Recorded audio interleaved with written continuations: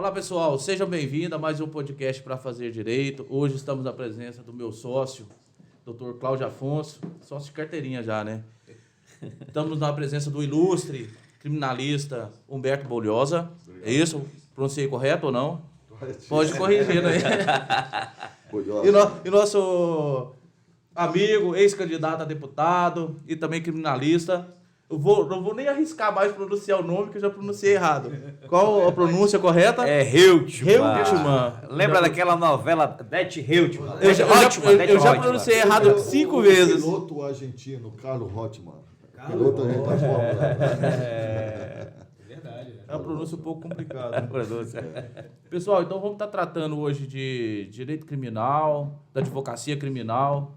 E gostaria, de início aqui, de start, de agradecer a presença de vocês, estar disponibilizando o tempo e compartilhando com todos nós o conhecimento, o robusto, né, conhecimento jurídico que vocês têm sobre a área criminal. Sejam bem-vindos e obrigado. Preliminarmente, dentro de uma dimensão de tantos ilustres e respeitados colegas que se tem hoje no Pará, em Belém, me sinto muito envaidecido, lisonjeado, meu ilustríssimo Dr. Paulo, Dr. Cláudio Reutemann, por estar fazendo parte dessa boa energia que é o podcast de vocês. E eu espero levar dentro da nossa emanação, que vem de dentro do nosso ser espiritual, o melhor para todos os nossos ouvintes. E é isso. E um feliz 2023 para vocês, que seja muito abençoado esse espaço, com muito sucesso a todos. Já fiquei emocionado. O comecinho olha, já... Né? Primeiramente, doutor Paulo, quero agradecer, tá? Doutor Cláudio. E eu não estou sabendo que o doutor Paulo, o doutor Cláudio, já está 3 anos no Parque Office. E é o meu primeiro contato com os 2 colegas advogados, professor, excelente professor. E dizer o seguinte, tá? Que nós aqui, como advogados, né? Essa é uma ferramenta nova, né? Até difícil, podcast, né? Quero parabenizar de imediato a estrutura de vocês aqui. Estão de parabéns, meu amigo. O que vocês precisar, pode contar com o seu vizinho, né? Opa, isso é bom. Certo? Parceria sempre é bem-vinda. Quanto mais conteúdo conseguimos agregar aqui, a gente vai conseguir distribuir para as pessoas e as pessoas vão poder fazer bom uso disso. Com certeza. O Paulo é o idealizador, né, desse podcast. Parabéns, viu, Paulo? A nossa ideia realmente é levar o direito para o cidadão, porque o cidadão é carente desse conhecimento, assim, um conhecimento mais fácil. Não, isso aqui não vai esvaziar as bancas advocatícias, até porque o fato do cidadão ter noção, ter conhecimento do que é o direito dele, não vai deixar de fazê-lo procurar. Ao contrário, vai instigá-lo, né? Vai instigá-lo a procurar exatamente o profissional do direito, para que ele possa exatamente exercer. Tudo aqui registrado. Olha aí, Paulo, o negócio é todo perfeito, olha aí. Tela, estrutura, parabéns. Doutor Humberto, vamos lá, então. Iniciando contigo, né? Eu gostaria de saber o que você pode dizer para as pessoas que querem, principalmente os estudantes de direito também que nos seguem, o que eles devem analisar para adentrar a questão do, como você disse, o direito penal, né? O advogado criminalista normalmente não é bem remunerado, diz você, né? Entre aspas. O que você pode dizer para essas pessoas? O que eles devem procurar? O que seria o caminho a se seguir? Paulo, eu parto de uma premissa de vida que a primeira coisa que você tem que ter é paixão pelo que você faz. Paixão pela advocacia. E buscar aonde, dentro desse segmento, onde você tem o melhor pendor. Se é para a área criminal, se é administrativo, se é agrária, se é tributária. E quando definir se é carreira jurídica, se é carreira de concurso público, etc. E se decidir ser advogado, é uma busca constante pelo conhecimento. É um estudo permanente. Para o senhor ter uma ideia, eu já tenho mais de 30 anos de militância forense dentro do meu ser, dentro do meu arco espiritual. É como se eu estivesse me formando hoje. Todos os dias eu acordo de madrugada para estudar. eu sempre estudei uma média de 4, 6 horas ao dia. E se você me der uma outra profissão, eu não abro mão do que eu faço, porque eu amo ser advogado. E, acima de tudo, advogado criminal. E a advocacia criminal é, como já dizia Mateus, é porta estreita, é pilar por pilar, pedra após pedra dentro de uma ética, da tradição, do respeito. E quando você tem o objetivo, digo aos estudantes, de ser um advogado do tribunal do júri, leia de tudo. Tenha uma densidade intelectual de tudo, da física, à geografia, da história, à literatura, à poesia. Tem um poema que eu sempre costumo dizer, vou repetir aqui, que eu vejo a nós, Cláudio, que nós somos mais antigos aqui dessa mesa da advocacia, é Ilusões Perdidas. Quem viveu em brancas nuvens e em plácido repouso adormeceu, quem viveu e não sentiu o frio da desgraça, quem viveu e não sofreu, foi espectro do homem, não foi homem, passou pela vida e não viveu. Isso eu digo que é ser o advogado. Muito bem, não estou falando, eu estou aqui já, estou emocionado, rapaz. Desde a primeira fala dele, né?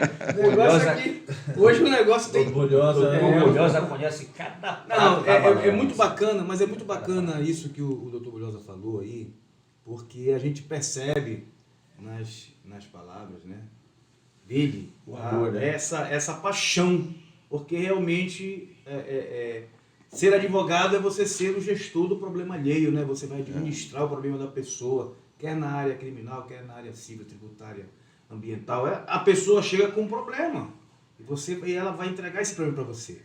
E aí, o doutor Bulhosa, falando aqui nos bastidores, antes de nós entrarmos aqui, ele falou exatamente que hoje no Brasil você tem realmente essa dificultação, porque tem até um trabalho, uma pesquisa do Bob, nosso colega do Roberto Magno, sobre essa questão da população carcerária, né? Que a grande parte da população carcerária ela é pobre e negra, infelizmente, né? E isso vai ao encontro do que o senhor falou, que o advogado criminalista nem sempre ganha bem, porque ele faz por paixão, né? E o senhor disse que júri é paixão. Júri é paixão. Então explique isso aí. Eu digo o seguinte, que o júri é como se fosse aquela cachaça. Você faz a primeira... Eu comecei a fazer júri em 1990. Era do tempo da doutora Ivone Santiago Marinho, e quem me apresentou o tribunal do júri foi o doutor Américo Leal, e na oposição era o doutor Maués. Eu fazia o primeiro ano... Né? Eu fazia o primeiro ano de direito, me formei com mais de 51 júris. Entretanto, eu sempre li muito de Dostoiévski, a Victor Hugo, a Machado de Assis. Eu tenho uma família muito numerosa, meus irmãos eram todos formados e são, e eu tive contato muito com a literatura desde cedo. E eu sou ali da Cidade Velha, onde é hoje o Fórum Criminal, naquela esquina lá, era o supermercado São João. Sim. Quando eu ia menino ali no supermercado, eu ficava ouvindo aquelas vozes dos vultos do Benedito Alvarenga, Américo Monteiro, Quintanilhas Bibas, Freitas Leite. Era que foi o chamado de Deus. Eu já fui vocacionado para aquilo. E quando eu conheci o Tribunal do Júri, eu sempre costumo dizer para a juventude que o Tribunal do Júri é a vitrine do advogado criminalista. É você passar na frente de um shopping, numa loja, é o chamado. Então, se o advogado quiser ser criminalista, ele tem que fazer Tribunal do Júri. E quando eu falo que o júri não dá dinheiro, porque o crime do pobre é com a arma em punho, aquela repulsa imediata do ímpeto. O poderoso, ele rouba com a caneta. Inclusive, se eu fosse um parlamentar, eu ia pedir para aqueles que desviam verba para serem submetidos ao júri popular, como é submetido nos Estados Unidos. É o questionamento que eu faço. Por que só vai pobre para o tribunal do júri? Quer dizer que o senhor é a favor daquela imunidade parlamentar relativa? Ou seja, se o cara comete um crime comum, perde. Eu sou a favor que o Brasil ele tenha a sua democracia realmente com pilares de solidez, de esperança. Não seja uma Porque democracia... quando você desvia o dinheiro da união, ou você leva a esperança da criança, ou você leva o desalento do idoso. Não é aquela democracia mascarada, né? Então, nós temos que ter essa convicção, e nós, como porta-voz da sociedade civil, que é o advogado, você tem que ter posição. Doutor, quando o senhor diz que... Eu acho interessante essa posição tua, falando em levar para o tribunal do júri os crimes de peculato vinculados à questão pública, né, com dinheiro público. Mas você, falando isso, você quer dizer que você acha que o tribunal do júri tem uma característica de julgar melhor do que o juiz de direito, o juiz natural? Eu vejo da seguinte forma: o tribunal do júri tem grande importância, que ele fez parte do processo da independência dos Estados Unidos da América, porque o rei, na época, queria proibir o americano de julgar os seus, e uma das reviravoltas que fez com que se tornasse a independência norte-americana foi o tribunal do júri, porque, na minha concepção, o povo julga melhor do que um juiz togado, porque o júri popular você é julgado pelo povo. Exato. Quando se tem 7 jurados no Tribunal do Júri do Estado do Pará, ele representa os milhões de paraenses. E os milhões da Grande Belém. A sociedade paraense. A sociedade julgando a sociedade. Aquela pessoa, é isso que eu quero dizer. Então, na minha concepção... Seria o melhor julgamento. Na minha concepção, porque você passa o julgamento popular. E você vai julgar aquele cidadão.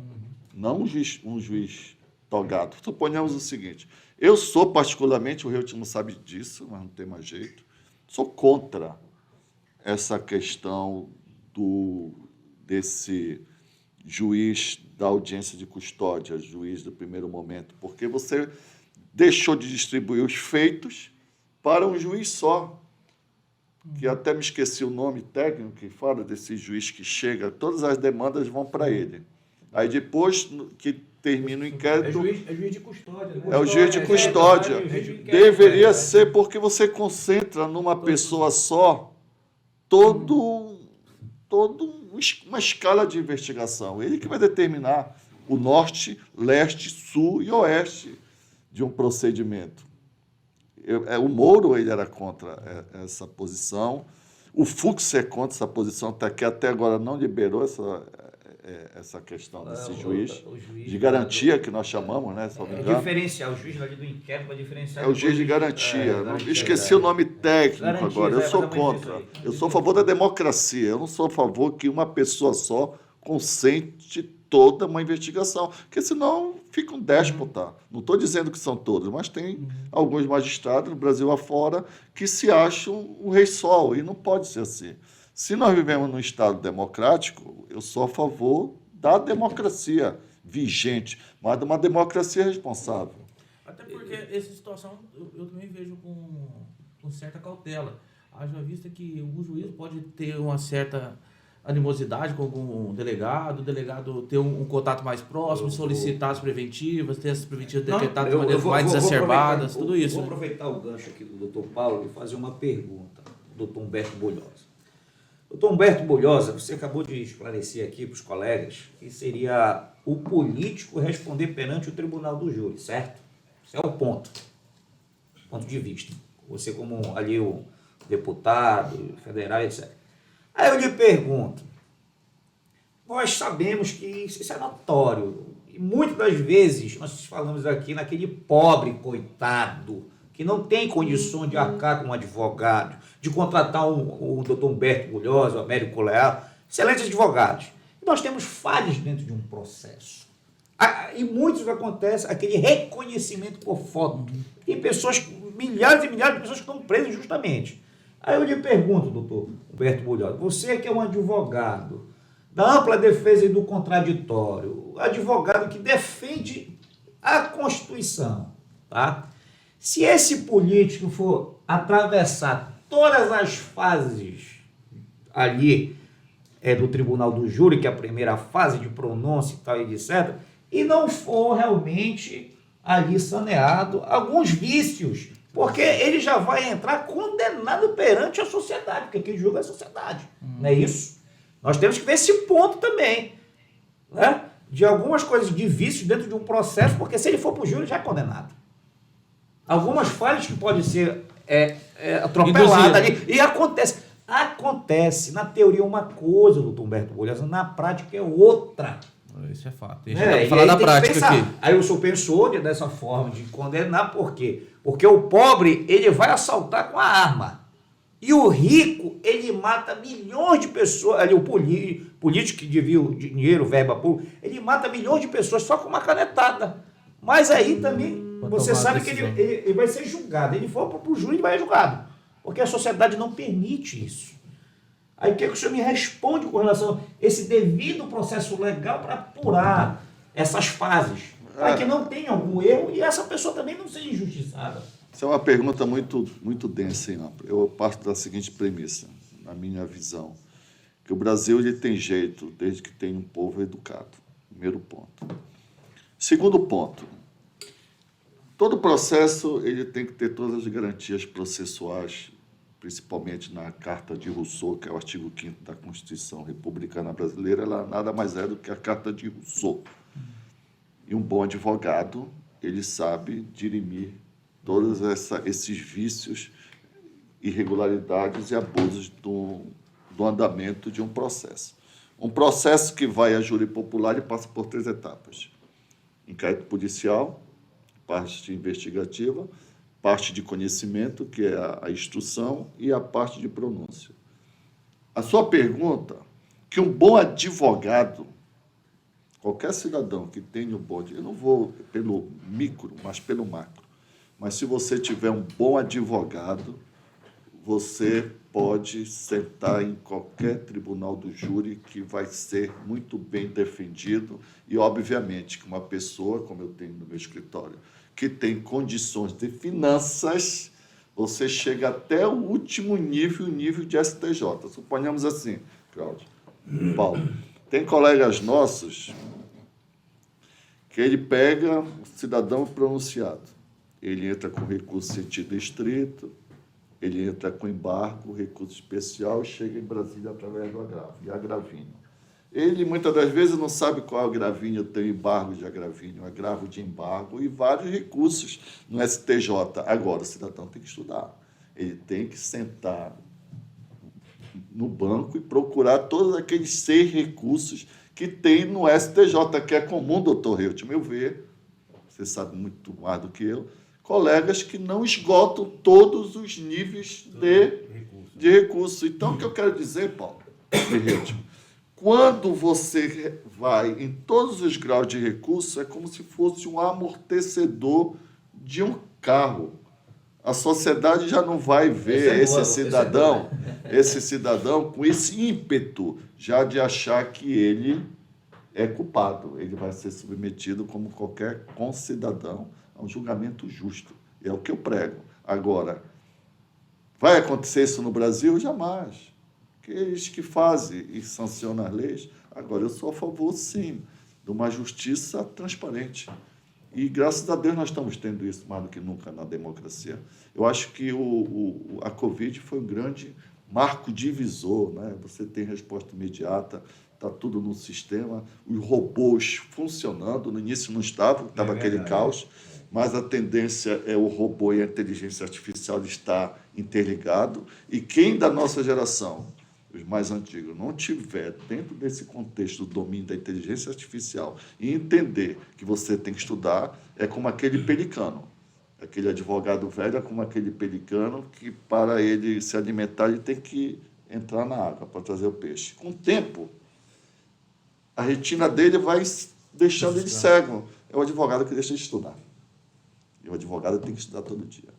Porque está vendo uma tropa de bons advogados, como o doutor Paulo, que é o inventor do podcast, coisas que nós não temos esse domínio, trazendo essa inovação. Se o advogado mais antigo ele não tivesse domínio, essa visão de Steve Jobs, do dono da Microsoft, lá, o outro, que eu me esqueci o nome, você vai estar atropelado. Vai ser esse pelicano. Na verdade, a gente precisa se reinventar, né, doutor?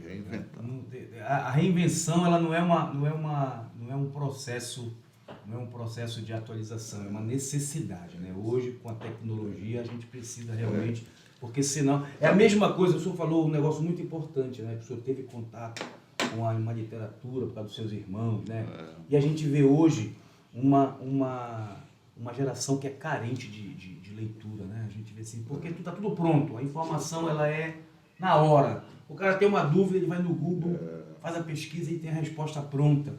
E não era no tempo de vocês, não era assim, claro. Nessa época nós passávamos a tarde na biblioteca da UFPA, pesquisando, lendo, Centur. anotando, indo por Centur. Mas é uma outra, assim, não é, isso aqui não é uma crítica nem um reclamo. Não, isso aqui é que a gente precisa, assim, eu sempre digo, eu tenho um filho pequeno, 12 anos, e eu sempre brincando com ele, porque hoje você também tem a percepção dessa molecada hoje, é diferente da nossa, tá? Então, o cara sabe quando ele está sendo forçado a fazer alguma coisa e tal, e os caras eles questionam mesmo. Então a gente tem que usar toda daquela parte lúdica. Né? Então eu criei, por exemplo, lá em casa, a hora da leitura. Que legal. Então tem uma hora que Parabéns. a gente senta e todo mundo lê. Foi interessante Tá esse entendendo? comentário teu, porque hoje, de fato, existe muita informação. A Sim. informação chega de maneira desacerbada a todos. Aí vem o fake. Só que, não, então, a informação existe muita, ok? Mas o conhecimento existe pouco. Isso. As pessoas tendem a ler muito hoje, mas lê o que? Informação. Isso. E não o conhecimento. É aquela Mas leitura, conhecimento, de fato. leitura pontual. O cara só lê o que Não, ele precisa. É porque quando eu falo ele tem informação, ele vai ter informação, mas quem disse se essa informação é correta ou não? Aí vai fake news, vem Isso. informação que não agrega nada. Mas Tem o- muita informação, mas pouco conteúdo, Mas entendeu? o que o doutor Bulhosa falou é que ele estuda. Não, é diferente. Então, é assim, quando o cara... porque assim, é porque quando a gente estuda, a gente não lê apenas aquilo. É muito fácil, por exemplo, o Dr. Reutemann falou ali da questão daquelas fases do processo e de um possível erro. Na verdade, o Dr. Bulhosa falou dos 6 recursos que existem no STJ. Se o cara for ler apenas o pontual, ele não vai encontrar isso aí. Ele dança. Entendeu? Prejudica o cliente. Você me entendeu agora? E agora, quando ele estuda, aí ele vai dizer, não, olha, eu posso entrar com um agravo, e se o juiz, se o ministro, ele não receber meu agravo, o que eu posso fazer, né? Embargo, Entendeu? agravo de embargo. Doutor, Aí é aquela questão da lógica, o direito é lógico. Só que aí, esse negócio de doutor Humberto Bulhosa, tem muitos entendimentos também com relação a isso. Há embargos, embargo de declaração, certo? É para procrastinar. Muitas das vezes eles estão, o advogado aqui é enjoado. Já protocolar, é tipo para procrastinar. Direito, aí muda a Constituição. Se você não quiser isso, tira o domínio que a Constituição fala, o princípio da ampla defesa, da inocência. doutor, falando no princípio da... Mas, Pode falar. Pode. eu queria fazer uma pergunta agora que fica instigante. Aquela... Doutor Bulhosa. Nós falamos que o doutor Reutemann falou que se prende muito e se prende mal. O doutor Bulhosa falou que ele acredita num processo do democrático, do julgamento pela sociedade, não é verdade? Só acredita em ressocialização? A questão da ressocialização, o sistema penal, ao meu juízo, doutor Reutemann, doutor Paulo, doutor Claudio, o grande atestado, a grande coluna, atestado de óbito do sistema penal, a grande coluna vertebral dele, que prova que ele é falido, é a reincidência. O atestado de óbitos do sistema penal, ele é a reincidência. Funcionário assim... não tem Eu jeito. só vejo que o processo, ele só passa a ser de uma ressocialização. Suponhamos, eu sou a favor, que as pessoas também são contra a maioria, mas ao meu juízo, eu acho que se tivesse uma parceria do privado com o público dentro do sistema penal, tipo assim, você estava falando agora de imposto. Eu tenho uma empresa. O governo vai estabelecer tantos % de desconto de tributação se você tiver em parceria com o sistema penal. Essa é a minha visão ideológica. Tu pega essa empresa, tu traz assim uns 20 do sistema penal para trabalhar nela. Eles lá presos, trabalham nessa empresa. Ela vai ter isenção fiscal e quando eles saírem já tem trabalho. Aí eu acredito. Mas doutor, quando a gente fala ressocialização, a gente... Entendeu meu raciocínio? Sim, mas a gente despeja tudo no sistema penitenciário. Haja vista que a gente sabe que a ressocialização é complicado, porque você vai ressocializar uma pessoa que muitas das vezes nem socializado foi.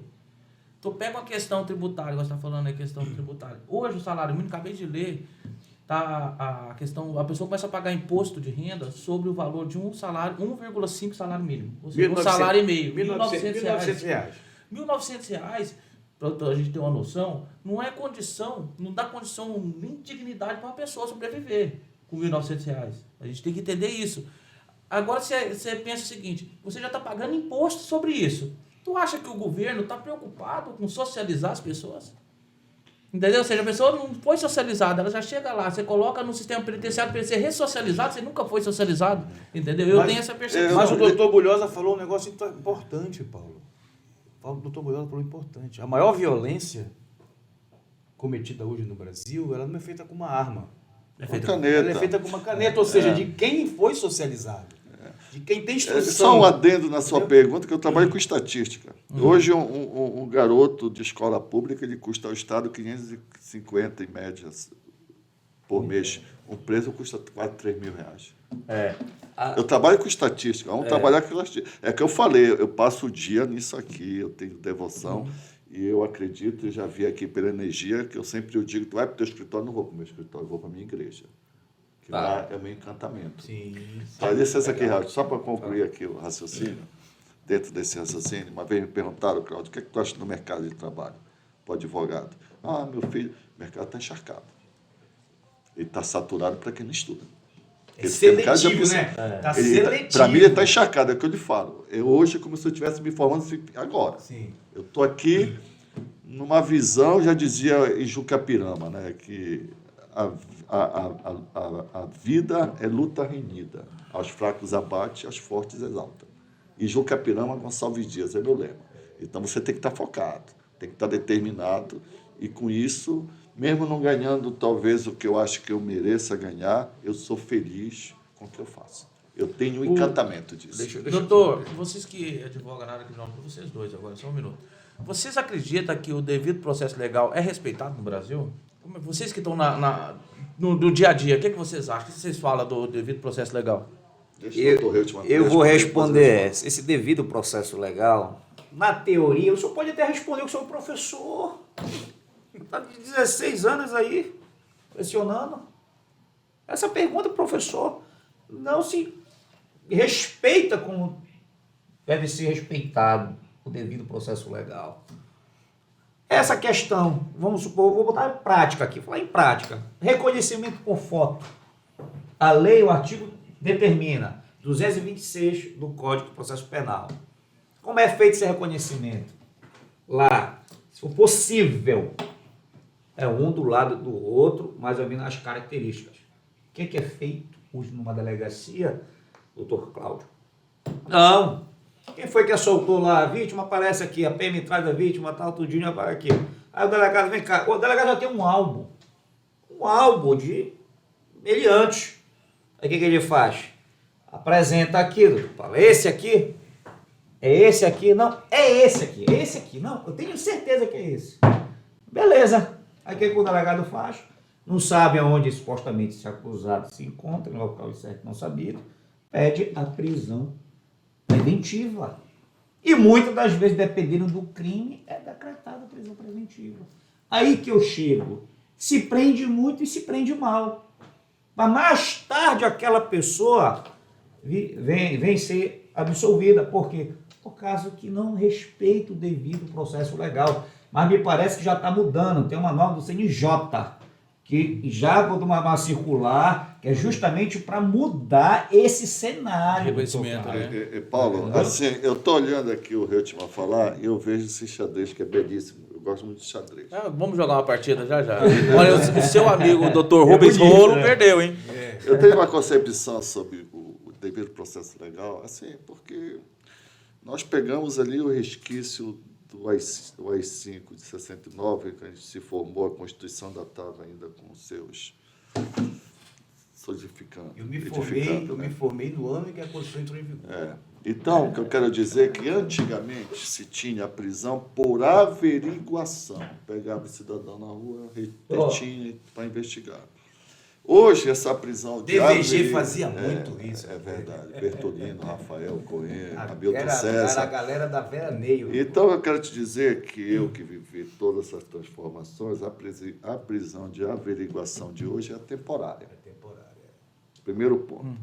Então, para quem viveu aquela década de 90, como nós, com todo respeito ao doutor Reutemann, onde o policial era mal remunerado, hoje não mais. Você tem uma outra advocacia.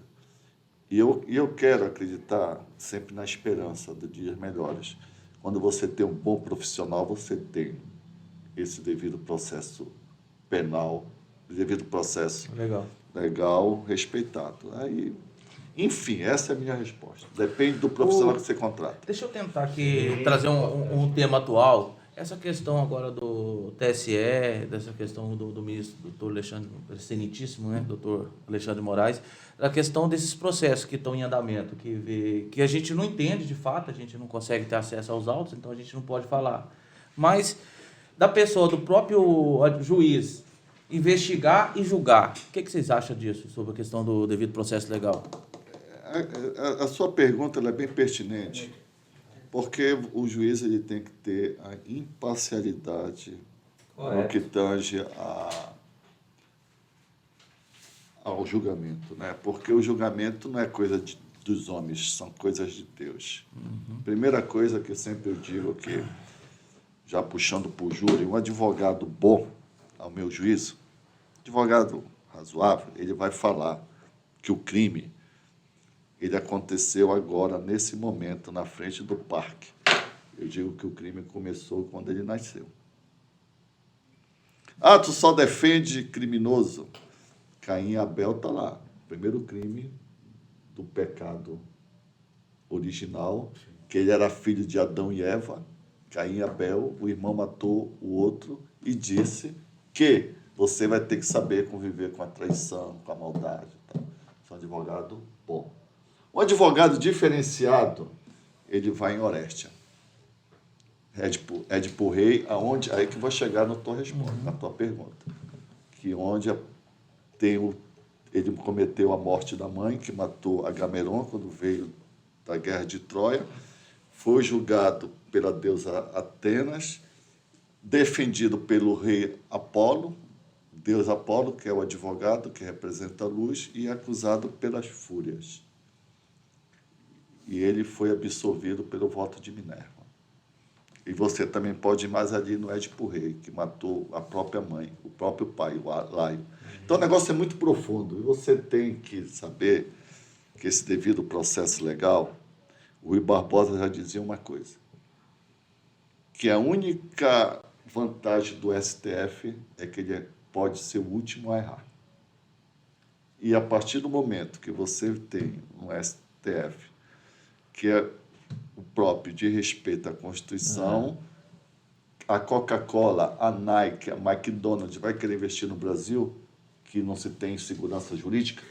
Então, o negócio é uma pergunta que eu jogo para a mesa, é um negócio muito denso. Qual a grande capital que quer investir em um país que não respeita as leis? É porque eu estou perguntando a questão do devido processo legal. Não é isso, mas viu por onde eu fui Olha. buscar, licença aqui, Heltman. Se tu não respeita a tua lei, tu que é o guardião, qual a multinacional que vai investir no Brasil? A pergunta está aí. Olha, essa questão que o Bulhosa aqui, ele sempre está tocando aqui, com relação a... Depende do advogado. Nós temos advogados excelentes, advogados que vão ali só cumprir a tabela e tal, etc. Eu gosto sempre de falar na prática, tá? Eu recebi um processo e alegações finais, eu estava assistindo um vídeo da audiência de instrução e julgamento. E eu gosto de bater muito, doutor Paulo, nesse reconhecimento por foto. Aí que nós entramos na imparcialidade do magistrado. Nós estamos aqui numa audiência, tá? E o réu é um investigador de polícia, tá? Que foi acusado de tal crime, e o juiz já tinha deferido ali as medidas cautelares, suspensão da arma e tal, proibição de alguns lugares, tal, etc. E nessa audiência de instrução e julgamento, o que foi que eu observei ali? que os dois advogados que estavam na sala de audiência ficaram, parece que ali, acuado. Advogado larga a tixa. Larga a tixa. Porque não estuda, fica com ele para parede, assim. A promotora, e os advogados... Advogado larga a tixa, que não estuda. Por que eu digo isso? Porque que eu fiquei assim, eu não acredito que os advogados não fizeram nada. Por quê? Porque no momento do depoimento do pai da genitora da suposta vítima, fala em audiência tanto para o juiz como para a promotora, que a promotora tem um dever legal ali, que é o fiscal da lei, de corrigir aquele erro. Por quê? Porque quando o pai da vítima fala, como foi o auto de reconhecimento por foto? Aí tinha o retrato falado e ele falou, não, o delegado mandou uma foto via WhatsApp do acusado. Aí o que foi que os advogados fizeram? Nada. Excelência, pela ordem. Como é que é? Vai repetir? Quer dizer que o delegado mandou uma foto via WhatsApp para reconhecer. Não, excelência, não, peça a revogação. O Ministério Público faz um papel importante na sociedade, que não está aqui só para acusar. Exatamente. Tem um dever legal, né, de corrigir essa falha. E os advogados, como diz o doutor Bertoldo, É que deixa lagartixa, que eu chamo. Tem advogado também do fim de semana, do bicheiro que pega a ponta, né? Isso não pode ser assim, né? Eu acho que a advocacia, Paulo, ela é linda. Deixa eu só te cortar só um instante. Como que deveria ter sido, só para o pessoal que está ouvindo entender, como deveria ter sido o reconhecimento? O reconhecimento, nós temos que respeitar os ditames legais, que é o artigo 226. Se você pegar lá, vai ver. Excelência, o reconhecimento desde a fase inquisitorial. Aqui o ora acusado, ele tem 41 anos e foi feito o reconhecimento por albo da Polícia Civil. Característica de pessoas que não tinham nem as características do acusado aqui, que tem 41 anos. O resto tudo lá, ele de camisa, olha só, ele de camisa lá no albo, botaram as fotos, ele de camisa ali, cabelos grisalhos, e os demais tudo com 25 anos, sem camisa. Que história é essa, excelência? Ou seja, já indicaram, né? É absurdo. E os advogados, é por isso que eu digo, doutor Cláudio, às vezes o Bulhosa é uma experiência e tal. O Bulhosa conversa muito comigo. Eu, tem que ser menos impetuoso e tal, não sei o quê. Como é que faz uma abordagem com o promotor, com o juiz? Mas tem certas horas, doutor Cláudio, doutor Paulo, que o advogado ele tem que ir para cima. Ser firme, né? Porque se eu lá nessa audiência de instrução de julgamento de excelência, pela ordem, não vou aceitar esse auto de reconhecimento, porque foi feito dessa forma. E essa prisão está ilegal. E aproveitando o lado que está colocando, eu sempre digo assim, direito civil, direito processual civil, direito penal, direito processual penal. Substantivo e adjetivo. Homem, belo. Aconteceu um crime. Vai para o Código Adjetivo Penal. O processo penal está tudo lá. Que é o adjetivo. Tem o substantivo. São as qualidades, né? Substantivo é o Código Civil, o Código Penal. O adjetivo é a processualística. É uma visão que eu tenho. Sim. Que eu desenvolvi comigo nesse tempo. Assim, eu digo assim, medicina é bonita. Engenharia é bacana. Direito é belo. O advogado é a profissão mais bela que tem, porque você luta pelos anseios da sociedade. É importante mesmo, né? E a população tem que saber que... Esse Bulhosa é um poeta, né? Também. Não, eu acho que o advogado, ele tem que ser um poeta, porque o poeta, ele escreve com a alma. E nós, advogados, nós temos a função de primar pela Constituição. Sabe? Nós somos o para-raio da sociedade civil. Isso que eu quero levar para a juventude que está nos ouvindo. Que tem amor por ela. E a partir do momento que você tem amor por ela, você vai respeitar a ética, a tradição, a moral, e vai ser um homem que alguém vai dizer, eu conheci um bom advogado. O senhor acha que a advocacia paraense, eu não vou nem falar da advocacia nacional, mas o senhor acha que a advocacia paraense hoje, ela carece desses valores, eu mais acho, ética, eu acho que mais busca pela preservação da tradição. Eu acho que a sociedade em si, ela mudou muito com as redes sociais, com a informática, mas os 4 que estão aqui, e nós que somos os mais velhos, nós temos que manter com que esse fio do labirinto de Minotauro com Perseu, ele seja sustentado para novas gerações. Depende de nós. Nós estamos mais velhos aqui nessa mesa, levar para eles que são mais jovens a tradição, o respeito. Que é o endeusamento, né? Os valores, né? Porque é o seguinte, eu vejo assim, eu sou assim, mais assim pelo antigo, doutor Paulo, do seu decavô para o senhor, 300 anos, 2048 ancestrais. Valorize eles. Nós somos, porque eles passaram pela varíola, guerras, Peste negra, negros mortos, gripe espanhola. índio, e nós somos o produto deles, que nós somos uma miscigenação de raças. Né? Já está ali. Então é isso. E faça com que os nossos que estão com a gente mantenha essa nau. Então, eu não digo da advocacia, eu digo tudo, está muito mudado. Mas cabe a nós manter os pícaros da semântica do sucesso. Você manter dentro do espírito seu o amor pelo que você faz, que isso não depende de dinheiro. O Vinícius de Moraes já dizia que, meu camarada, você só vai ser enterrado com terno. O resto tudo fica. Então, que fica a moral, né? É verdade. E é isso que o doutor Bujola falou, é importante, que ele falou que direito é amor, né? E Paixão, não existe amor sem valor, né? Como é que você pode amar alguém se você não respeita?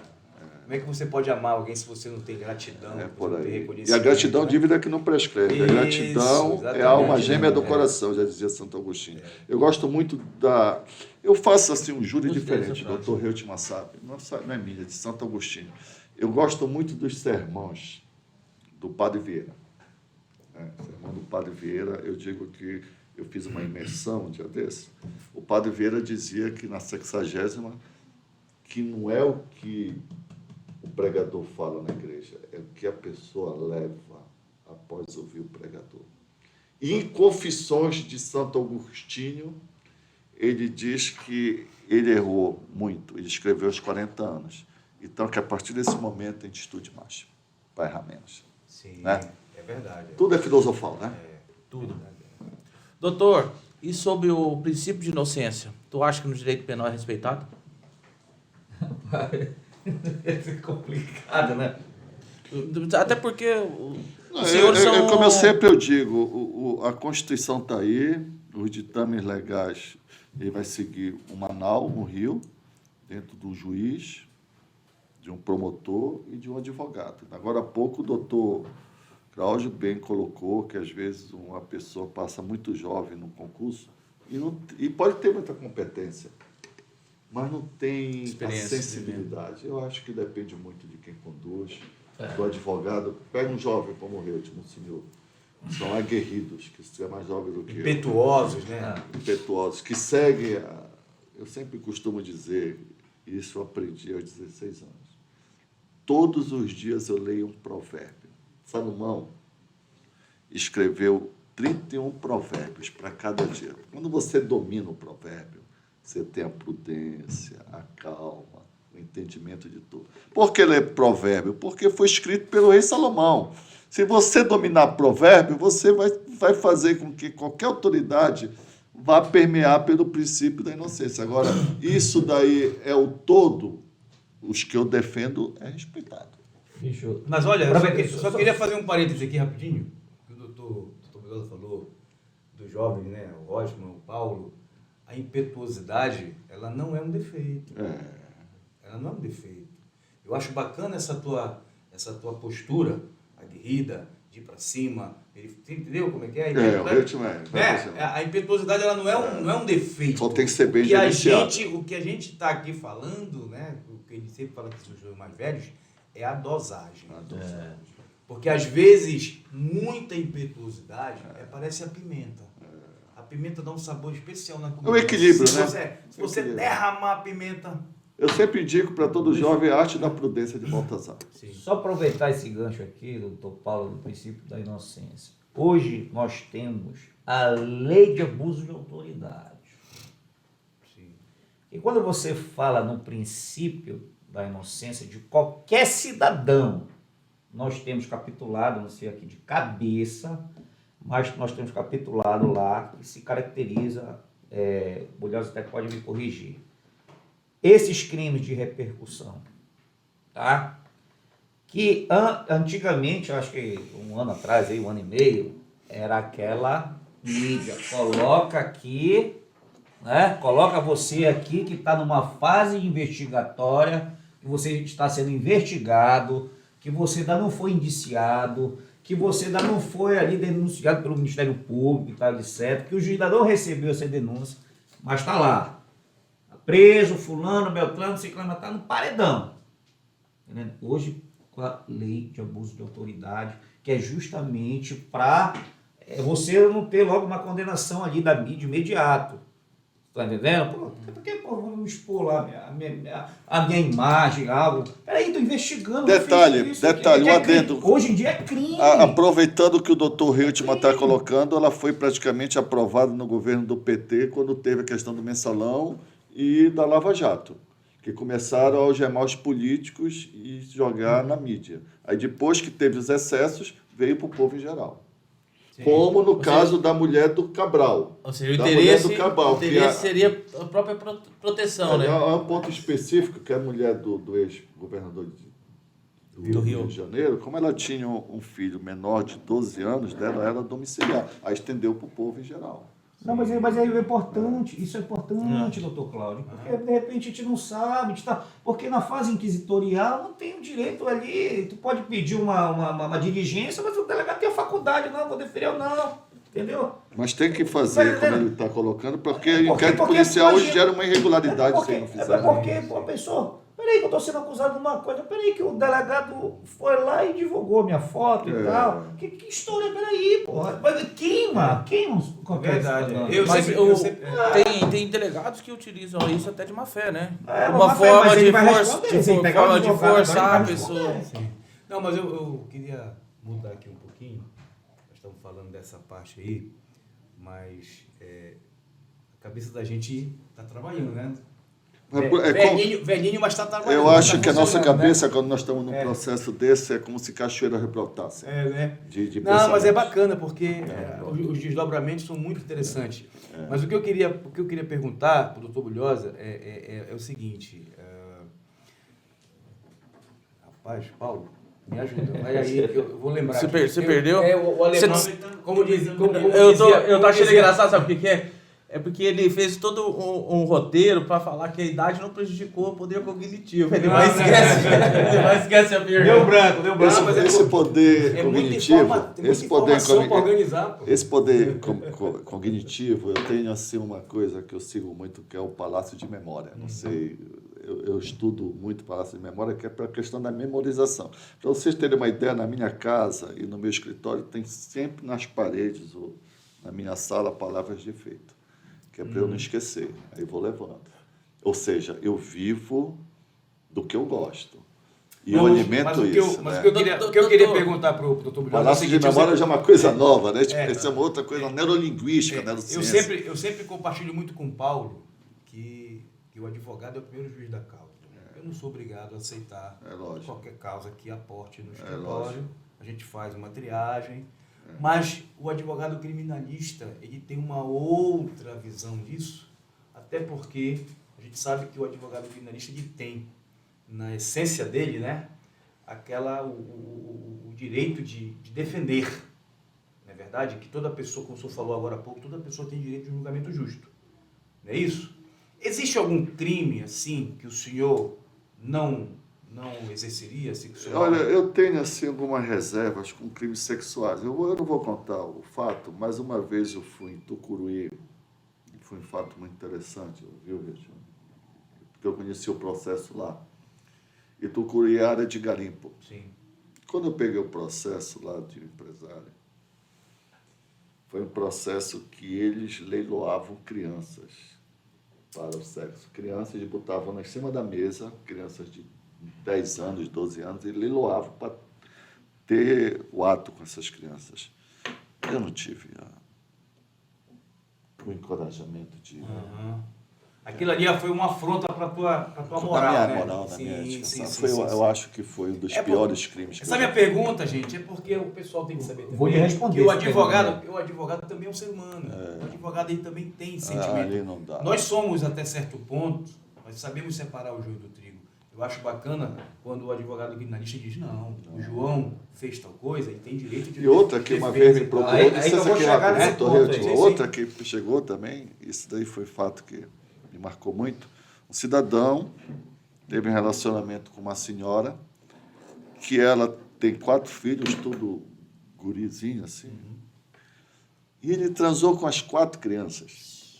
E eu fui assistente de acusação e ela não acreditava no depoimento das crianças. E o negócio assim, rapaz... É de outro mundo, né? É surreal, realmente é surreal. A paixão.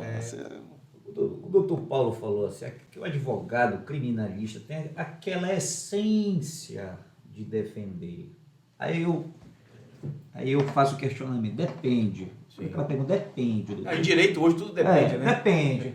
Aquela essência de defender, beleza, aquela essência de defender. Mas eu aprendi uma coisa na minha vida, doutor Paulo, por pouco tempo que eu tenho na advocacia, de 6 anos e pouco. Uma das coisas mais importantes para um ser humano, principalmente na advocacia, é a lealdade. Por quê? Porque muitas das vezes chega ali, bate na sua porta uma pessoa desesperada, principalmente aos familiares, que quer ouvir do advogado, que é o principal. É o direito de ir e vir. Se você perde esse direito de ir e vir, você não tem vida. Acabou. O que é que os familiares querem ouvir? Doutor, o crime é esse aqui e tal, ele é inocente. Quando você pega o processo, ali extrai o processo, diz, olha, não dá para fazer nada. A única coisa que dá para fazer aqui é diminuir a pena. Vê lá na sentença, 12.003 da pena, só. Aí o outro colega, se ela foi lá, ela vem de um outro escritório. E aquele advogado lá que ela foi, já fez aquele floreio, aquele pavão que vai entrar aqui, vai entrar ali. Doutor Cláudio, eu perdi um cliente saiu de dentro do meu escritório. Porque ele não quis ouvir algo para resolver a situação. Ou seja, eu aprendi, então, doutor Paulo, doutor Cláudio, essa lealdade. E eu, como jovem advogado, eu parabenizo aqui o curso do doutor Bulhosa. Por quê? Porque são pessoas experientes, pessoas que passam conhecimento. Bulhosa está há 30 anos aí. Aí vem, quem está lá? Doutor Américo Leal. Quem está lá? A promotora de justiça, a doutora Rosana Cordovil. E eu, como jovem advogado, doutor Paulo, não querer discriminar alguns colégios que faz tenta passar teoria. Eu não quero teoria. Teoria eu pego um livro aqui e vou ler. Eu quero prática. Então eu vejo o Cacai, lá do STF, o grande advogado, aquele que foi ministro no tempo ali da presidente Dilma, né, o Cardoso. São essas pessoas que levam conhecimento, entendeu? Que fala e repassa. Mas olha, eu queria só para finalizar a tua fala, meu pai sempre me disse, porque nós somos da época em que não havia ainda essa advocacia setorizada. Nós éramos generalistas, exatamente, né? Na época era advocacia geral. Generalista, né? Era generalista, exatamente. Mas o meu pai sempre dizia o seguinte, meu pai quando chegava qualquer cliente da área penal, meu pai dizia o seguinte, olha, a primeira pergunta que tu tem que fazer para o cliente é se ele fez. Porque não adianta, porque se o cara disser para ti que não fez, eu tô aqui, sou civilista, tá? Tô falando aqui. A maioria nega. A maioria nega, até pois aí você vai fazer o quê? Você vai trabalhar a defesa dele em cima de quê? Negativa de autoria. Eles sempre negam. O cara disse que não fez, aí você vai trabalhar. Aí no meio do processo, você tem uma surpresa. Tem prova de que o cara fez. Acabou a defesa dele. Na verdade, o cara passa vergonha, advogado, vai ter na audiência, doutor, Eu já veio. Puxa, você vem cá. Isso aqui. Tem um ponto que é bem interessante que o Reutemann colocou e que nós já abordamos sobre É exatamente a lealdade que eu estou falando Sobre do cliente com você. sobre a advocacia. Eu digo o seguinte: hoje nós vivemos uma sociedade líquida, sociedade do consumo. Fluida, né? Uma sociedade que o cidadão ele se vende por uma rede social. É um homem sem bandeiras a seguir. É um homem de uma sociedade, como já dizia Henrique Orras, um homem light. Um homem que é o cigarro sem nicotina, a cerveja sem álcool e um homem sem bandeiras. Então, dentro do que ele está colocando, que é muito interessante, ele chega numa situação, fala isso. Aí outro colega fala isso. O que foi que gerou isso daí? O cidadão lá dentro do presídio ameaçar o advogado aqui. Porque o colega falou isso, não se tem mais respeito ao advogado. E cabe ressaltar que foi um grande avanço e conquista do governo do Helder Barbalho. Antigamente era um show aí de vagabundo com celular, ameaçando advogados, o carro prata toda hora ali matando, a milícia matando. Os caras comandando de dentro. Parou. Não posso dizer que totalmente, mas teve uma diminuída. Que ninguém vai ser respeito. Qual é o culpado disso? É o MEC, que libera faculdades. Hoje nós temos o país do Brasil. O Rui Barbosa já dizia: Deus deixou para o Egito gafanhotos, para o Brasil bacharéis. O Rui Barbosa dizia isso no início do século passado. Hoje tu estás aí, faculdade de Direito parece farmácia, cada esquina tem uma. O que é que tu vai esperar? É impossível tu ter 1.300.000 advogados no Brasil, 1.300.000 bons advogados. Não tem. Por metro quadrado, tu tem isso. Então, você tem que se fazer respeitar, ter postura. Um dia desse eu fui fazer um júri no interior, um advogado sem beca. Como diz o outro, tem advogado para tudo quanto é gosto. Um advogado sem beca, se eu sou magistrado, você tem que ter beca. Eu vou dizer para ele, olha, a beca é uma coisa da alquimia. Você está com uma beca, você está se protegendo contra as energias. Isso daí, que é uma coisa da alquimia. Não, mas é verdade, eu acredito muito nisso. E a beca, ela é irmã gêmea da beca do promotor e irmã gêmea da toga do magistrado, porque ela vai em busca da verdade real, do princípio da presunção de inocência. E a força do advogado, ele não vem. Uma armadura. E a força desse advogado, ele não vem dos seus braços, nem da sua mão, ele vem dentro dele, dentro do que está dentro do espírito dele, para exercer aquela bandeira, aquele norte, em prol de independente de quem seja, do 3P, né, que você falou, preto, pobre, prostituta, que é a maioria dos nossos segregados.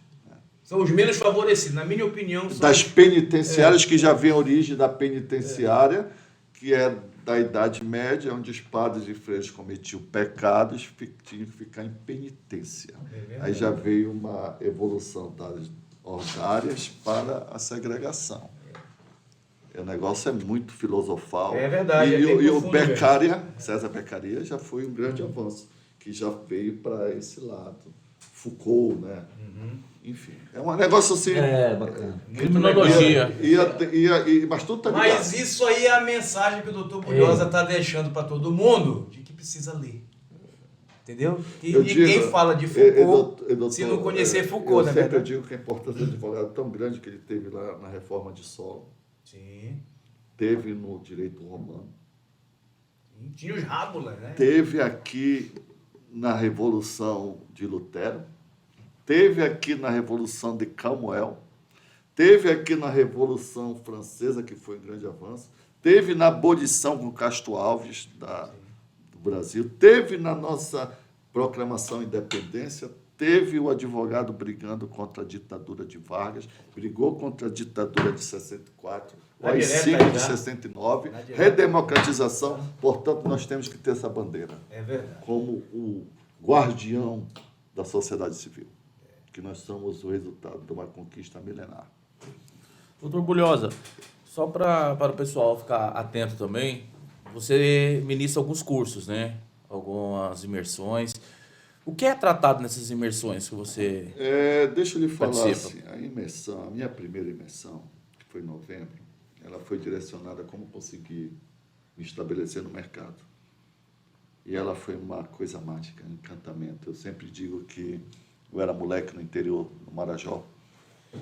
Em uma das nossas fazendas, que meu pai é filho de fazendeiro e foi fazendeiro, eu vi assim os guarajos no fim do dia e as garças. Eu falei assim, vou pegar uma ave dessa. Aí um peão falou assim, não pode pegar. Eu falei, por que eu não posso pegar? Que lá tem o encantamento delas. Você vai ficar doido antes de chegar. Então a minha imersão foi isso. Foi de tudo. E coube ao Américo Leal a parte técnica. Foi uma coisa mágica. E nós estamos agora com uma nova proposta. Já é outro segmento. Vão ser vários palestrantes como a doutora Rosana Cordovil, Américo Leal, doutor Eduardo Imbiriba, doutor César Ramos, Campelo, juiz federal, Valério, vem colegas de Marisete, Odilon, de Marabá, vem Dosane de Santarém. Então, é uma grande unificação de comício de pessoas humanas, uma união, que já dizia Khalil Gibran Khalil, que o homem que vive só, sem pontes, ele é homem sozinho. Já Exupéry diz que o homem tem que fazer pontes. Exatamente. É uma construção de pontes. É verdade. Eu também digo o seguinte, eu não quero na minha imersão quantidade, eu quero qualidade. 85% das pessoas veem as coisas acontecerem. 85% vê as coisas acontecerem, é manada. Para onde o cidadão vai, ele vai... 13% vê acontecer, às vezes dá uma opinião, eu quero os 2%. É como nós, faz a diferença. Você faz a diferença. Você faz parte dos 2%. Você está inovando com isso aqui. 2% é quem eu quero no meu curso. Olha, legal. Doutor Cláudio, essa beca, o doutor Humberto falou, se fosse magistrado, coloque a beca. Porque você tá representando quem? O seu cliente. E eu cansei de ver, porque, doutor Cláudio, doutor Paulo, todas as terças-feiras tem um julgamento da 5ª turma do STJ e da 6ª turma do STJ. É 3 horas ali, mas eu assisto. Trabalhando, mas eu fico ouvindo. Segunda-feira tem os julgamentos no TJ. Cansei de ali o ministro chamando a atenção, doutor, coloca uma beca, pelo menos, ali, uma gravata. Isso acaba com o advogado. Então, quando o advogado coloca a beca, é como se fosse uma armadura. O senhor está entendendo? Então, você ali fazendo aquela sustentação oral, doutor Cláudio, doutor Paulo, muitas das vezes, pelo nervosismo ou outra, cometer uma indelicadeza verbal. Olha só, está ali na sustentação oral, pode cometer uma indelicadeza verbal. Mas o respeito está colocado. Ali que justamente o advogado pode tropeçar nas suas palavras, mas está ali no exercício profissional. Sim. O senhor está entendendo ali, sustentando. Se eu pudesse andar todo dia para o trabalho com beca, eu me sinto ali, sabe aquela protegido. Vocês já viram um júri do Bulhosa? Vocês já assistiram um júri do Bulhosa? Já assisti. O júri do Bulhosa é o seguinte. Não pessoalmente. O júri do Bulhosa é o seguinte. Ele tem todo o conhecimento do processo. Mas é um júri ali que você extrai. Olha só, eu sou fã do Bulhosa. Mas ele faz um júri, na prática de um júri, que ele extrai ali a atenção dos jurados. Não é aquele júri que ele vai pegar aqui, ó. Porque fulano e tal, porque não sei o quê, porque... ele vai buscar a doutrina da China, Rousseau, não sei o quê. Ele vira bicho, bate na mesa. É um júri excelente, porque ele tem a leitura, ele tem o conhecimento. Tem conteúdo, mas isso que é importante, né? Não é aquele júri, porque tem júri que tu pega, o cara é um excelente advogado, ele tem conhecimento, mas aquele júri que ali o jurado ele tá cansado. Como diria um colega meu também. O Bulhosa ele vai levando, porque o Bulhosa já tem uma experiência de rua, né, Bulhosa? Aquele júri anêmico. Sem sangue. Não, eu digo o seguinte, você quer ser um tribuno, um orador, lê discursos. Vai ler Mandela, vai ler Ulisses Guimarães, vai ler Sarney, vai ler os grandes. Escolha detidamente os seus heróis. Bulhosa pede até que eu achei que eu podia até escolha detidamente os seus heróis. Eu escolhi os meus. Esse daí, Troncoso, Otávio Mendonça, Zeno Veloso, Milton Nobre, Américo Leal, Serrão. Escolha os seus heróis. Sim. Paulo Crautal. Saudoso Serrão, né? Escolha detidamente os seus heróis. Não fique na mediania. Seja os 2%. Sim, muito importante isso, né? O diferencial, né? Aquilo que você falou no comecinho, né? Você disse, o mercado da advocacia está inchado. Realmente, né? Tem 1.300.000 advogados no Brasil. Eu tenho uma filha que já passou em 3 Pois concursos. o mercado, hoje, tem lugar para todo mundo. Tem. Entendeu? Depende de Mas você. só que o mercado está seletivo. O mercado não quer o bom. O mercado quer o melhor. Entendeu agora? O mercado quer o melhor, amigo. Então não adianta o cara ser aprovado na graduação com 10.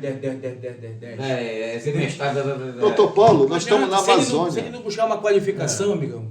A Amazônia é oportunidade. Ele falou aí, te compara a Índia, a China. Nós somos um paraíso. O Pará não deveria nem ser Pará, deveria ser paraíso. Paraíso. É o estado das oportunidades. É Agora, verdade. procure os seus heróis detidamente. Não vá pela porta larga. Vá pela porta do respeito, da moral, como falou o Hilton, Sim. da tradição. Da lealdade. Da lealdade, falou muito Isso fica disso. Ele perder essa visão, ele pode... sobre as ideias. O pensamento é o vestido das ideias. Leia, para não falar asneiras. E hoje essa geração tem uma dificuldade enorme, né? De criar uma opinião, né? Quando você dê sua opinião, o cara não sabe. Está muito polarizado tudo. O Né? cara não sabe. Eu Infelizmente, suponhamos assim, tu és extrema-direita, esquerda, o fascismo, o nazismo, o Pacto de Varsóvia, o comunismo está aí, né? Que a história diz, né? A intransigência, né? Eu fico imaginando... Todos os grandes problemas da sociedade surgiram com esse extremismo, né? Se você for analisar Fascismo, nazismo, comunismo, está aí o resultado. O meu pai me diz uma coisa que é um negócio que eu trago comigo, né? Meu pai parou de advogar, mas continua estudando, continua lendo. E ele diz para mim o seguinte: tudo em excesso faz mal, até água. A vaidade. Tudo faz mal em excesso. Vaidade Até água em excesso faz mal, amigo. O ministro Cardoso, ele fala nessa vaidade.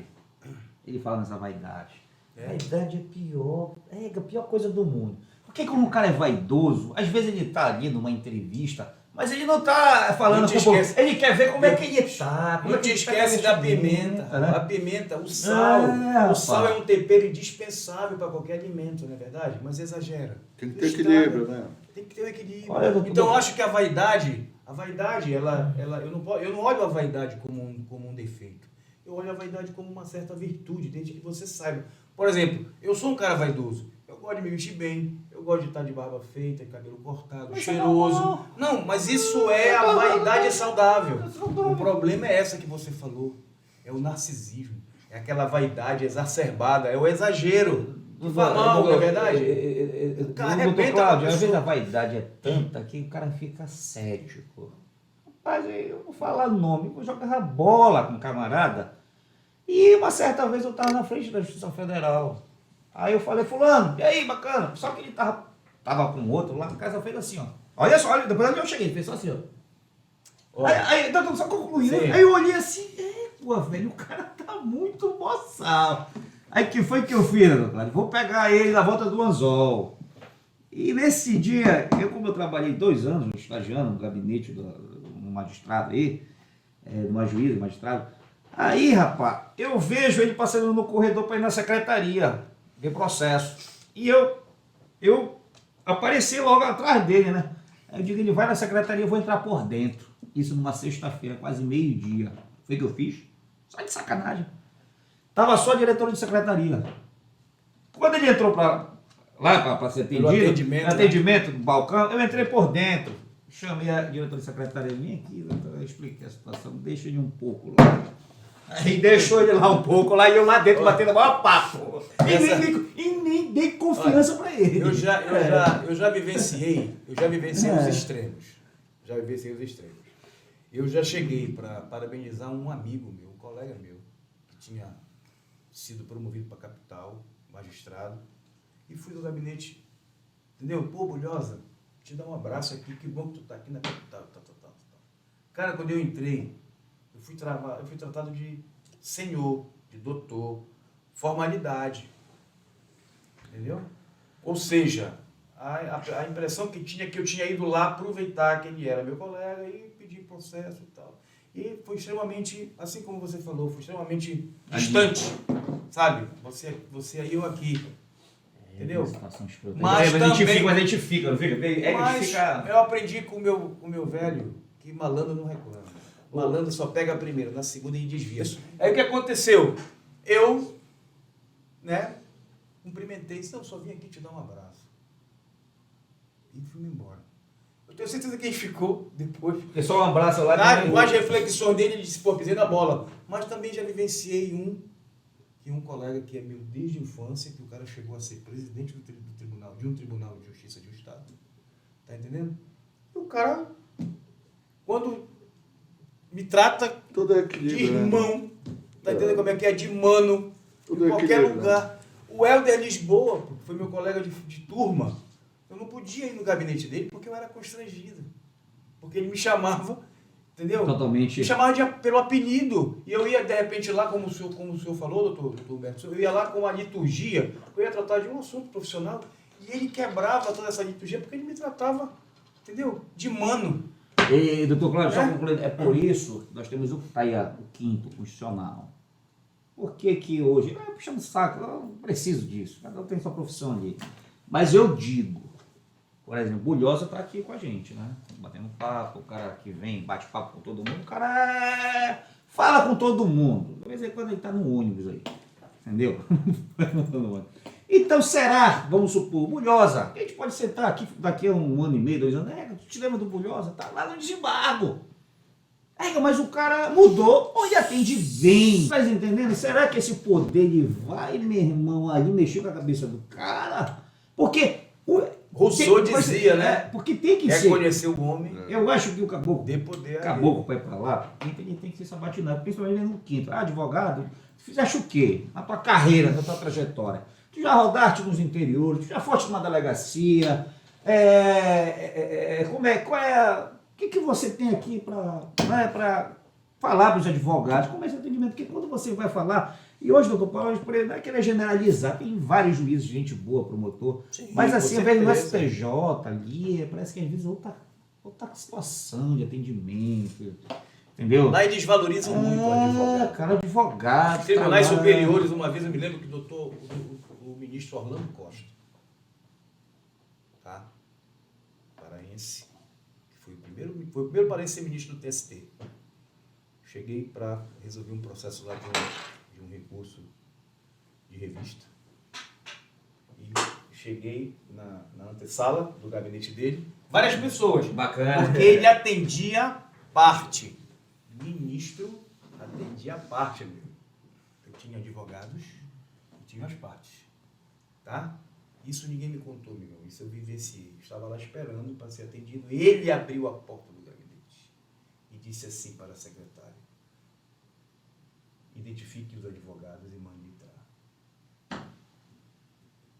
Entendeu? Ele atendeu primeiro os advogados. Eu acho que é o amor que ele tinha pela judicatura. Com certeza, é o respeito, o ofício. Porque quando você tem respeito, você trata todo mundo bem, né? Você no tempo de pandemia, eu cansei, por exemplo, o ministro Sebastião Reis, precisava falar com o Reinaldo. Liguei, no tempo de pandemia, resolvendo a situação urgente. Você sabe que é esse ministro Reinaldo da Fonseca? Eu deixar o meu contato com ele. Em 10 minutos, ele retorna essa ligação para mim e me dá toda a atenção do mundo. É o compromisso constitucional dele, né? É verdade. Eu acho que é o compromisso, né? E eu, como jovem advogado, doutor Paulo, fiquei ali, sabe? Eu me senti importante. Eu falei, doutor, você é o ministro? Eu sou o ministro. Eu acho que você tem que ter compromisso com o que eu falei assim, eu estou há pouco tempo, eu nunca vi a situação, porque às vezes a gente entra aqui, às vezes num gabinete, mas como o juiz já tinha assim, ó. Cara, isso já quebra. Aí dá vontade, ela diz, doutor, eu tô aqui pedindo um favor pro senhor, eu quero que o senhor despache meu processo. Eu já cheguei. Você tá entendendo? Dá vontade de chutar. Eu já cheguei com o juiz e já disse isso. Naquela época do processo físico, né? E era o magistrado, e eu cheguei com ele e o processo estava 45 dias para ser despachado. 45 dias. E aí meu pai nessa época da advogado, ele me deu essa missão, né? Como você dizia, né? Vai ter que fazer o corte, né? Mas eu vou usar outra palavra. Fumado, vai lá, né? E aí eu fui, quando eu cheguei lá com o juiz, aí ele olhou assim para mim, eu já estava formado, e ele, conversando com ele, eu disse, doutor, o processo está 45 dias. Ele disse, doutor, tem processo que está aqui há 6 meses. Aí eu disse para ele o seguinte, tudo bem, doutor, o processo que está há 6 meses é problema do advogado dele. O nosso está 45 dias. Nós só queremos que o senhor despache. Eu não vim pedir para o senhor deferir alguma coisa. Eu só quero que o senhor despache. Ou que sim, ou que não. Mas que o senhor despache, porque nós já não temos mais o que dizer para o cliente. E aí, o ego do juiz? E aí? O problema é dele. E aí, mas ele despachou. Qual foi a resposta? Não, aí ele falou assim, me deixa o número do seu processo com a secretária, tal. Ele engoliu seco. Mas é porque o que eu fui fazer lá? Migão, o juiz ele é um servidor público. E o próprio nome diz servidor público. Você não acha que o PJE, no que tange a essa conversação que você está levando, você pontuou uma situação de 45 dias, processo físico. Você não acha que o PJE democratizou o judiciário? Muito. Muito. Agora, o que a gente precisa é o seguinte, é aquilo que nós falamos daqui a pouco, a reinvenção. O homem precisa se reinventar. O processo digital é muito bom, mas se você não criar rotinas de acessá-lo todo dia, você vai ser atropelado. Por exemplo, o juiz, ele tem que abrir a pasta dele todo dia para ver as iniciais, para ver os processos. Você entendeu agora? Porque senão a pasta dele um dia ele vai abrir, tem 3.000 iniciais, amigo, porque não para. Um dia desse, licença aqui, rápido, eu li um livro, que não me lembro bem, sobre inteligência artificial, e o escritor, ele é um pouco pessimista, ele fala que daqui a 50 anos a advocacia está falida, porque o cara vai gerar um aplicativo que ele vai fazer um primor de uma petição em excelência em 10 minutos, o que um advogado ele vai ter que fazer horas para trabalhar. Aí, se tu for olhar ali pelo aquele direito saxônico ali da Inglaterra, tudo é acordo. E a tendência, com os juízes de arbitral, juizado, é o Brasil e os outros restos do mundo ter uma justiça mais séria através do acordo. Uma justiça acordista. E essa visão que você está colocando, quando você lê um livro desse, tu tem que estar preparado para esse novo mercado. Olha, essa visão mas é mesmo. Da inteligência artificial. Doutor Bulhosa, os colegas aqui advogados são acostumados a fazer audiência aí praticamente aí todos os dias. Eu não sei vocês, mas eu, na minha opinião, cada caso é um caso. Sustentação oral perante os tribunais eu gosto de fazer de forma presencial, tá? É júri presencial. Eu acho que não volta mais presencial. Tribunal não. Tá, aí outra questão é a seguinte, teve, né? outra questão, pode ser tanto presencial ou virtual, você escolhe também, aqui já está no TJ também. Então o que acontece? A gente perde, eu praticamente, audiência de instrução e julgamento. Nós temos um processo digital. Tudo digital. O processo está lá. Aí você tem que acompanhar a tecnologia. Entendeu? Porque eu estou aqui com a câmera no computador e eu estou com o processo aberto aqui. Outra tela. Tá? Então, a audiência às vezes é marcada 9 horas. Às vezes essa tua audiência vai começar lá para as 10 horas, 10h30, 11 horas. Ou seja, tem promotor que eu já conversei também, que muitas das vezes eu cheguei no gabinete do promotor e falei, doutor, vou lhe atender, mas eu tenho uma audiência aqui. Aí, correndo aqui, às vezes vai iniciar a audiência segurando, mas ele despachando aqui. Ou seja, para tanto ambos os lados, tanto para o juiz, eu acho que para o advogado, porque essa audiência vai começar às 11 horas, eu estou aqui com o Bulhosa, vai começar, Bulhosa. A audiência é 11 horas. Mas você está aqui fazendo alguma coisa. Eu acho porque tem muita gente que, por exemplo, eu gosto da audiência. Essa democratização que o doutor Bulhosa falou, realmente ela foi muito importante. Foi muito importante. O jurisdicionado, não pode também, advogado, exatamente, né? Facilitou. O que eu não concordo, eu sou um crítico, é você receber, por exemplo, um mandado de citação e lá a designação é que a audiência ela é presencial. E aí você pega o seu cliente, você se desloca para a comarca, muitas vezes é uma comarca no interior, e você vai para lá. Quando você chega lá, nem o magistrado e nem o promotor estão presentes, eles estão pela via, entendeu? Então, por que ele não diz que a audiência é híbrida? Entendeu? Eu tenho feito aqui no escritório, quando a gente vai protocolar o processo, eu clico lá, 100% digital. Lá que é 100% é possível, né? Você tem a opção, né? Eu clico 100%. Por quê? Porque evita esse problema. Deslocamento. Evita esse problema, amigo. Até pro teu cliente. Eu já estou pedindo já, interior, eu já estou pedindo já. Porque tem lá. Eu acho que assim, não estou aqui querendo parecer afrontoso pro juiz e tal, pros promotores, mas é de respeito pro judicionado. Porque ele manda o cara comparecer e a autoridade que preside já aconteceu várias vezes comigo aqui na capital. Não aparece. Se é presencial, é presencial para todos. Ou então, pelo menos, ele coloca que vai acontecer na forma híbrida. Ele já te avisa. Mas já deixou em aberto lá, parece que é um ofício, ele já deixou em aberto, você pode pedir. É importante, né? Como o Américo chamava nós de pejoração de um palavrão, era para você se manter humilde. Sim. Porque muitas das vezes o jovem, ele veste um terno, começa a ganhar uma pontinha, acha que é o semideus. Ele pensa que ele já desembarga. Aí quando o cara chega assim, chama o palavrão, ei, meu irmão, baixa. Olha, nós somos de uma geração que a maioria dos desembargadores da nossa época ou morreram ou se aposentaram. E já foram vários, isso é uma passagem. Quase todos. Nós temos que entender que a vida é um baile de máscara, uns vão, outros vêm. Já dizia Machado de Assis. Né? A ter compreensão que tudo é passageiro. O trem da chegada é o trem da partida. É verdade.